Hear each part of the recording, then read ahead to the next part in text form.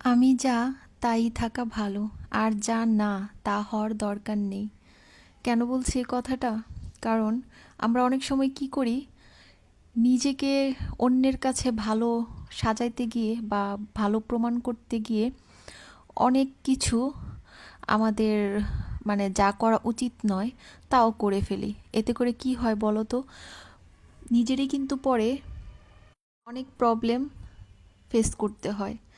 তাই আমি বলবো, অন্যের কাছে নাইস হওয়ার কোনো দরকার নেই। শুধুমাত্র পজিটিভ ও ভালো মানুষ হলেই হয়, তাই না?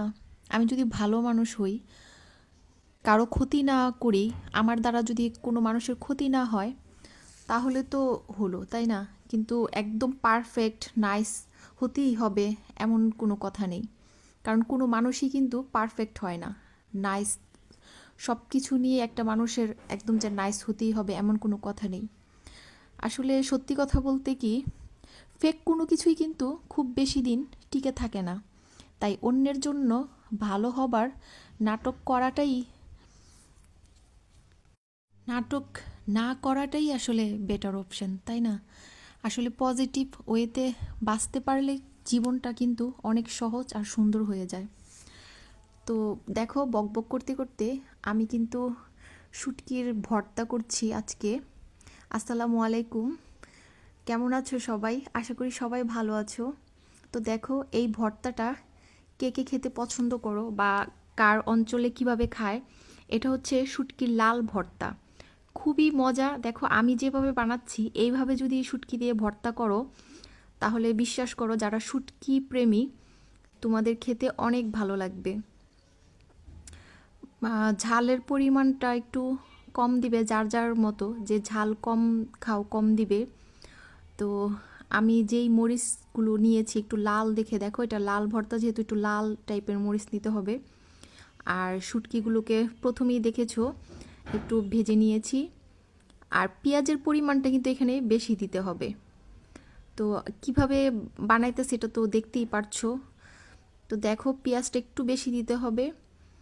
দিয়ে তারপরে একটু পেঁয়াজটা একটু থেতলিয়ে, মানে আধা বাটা যেটা বলে ওরকম থাকবে, মানে খুব মিহিন করে একদম পেঁয়াজটাকে ভর্তা একদম ভর্তার সাথে মিশিয়ে দিতে হবে এরকম না।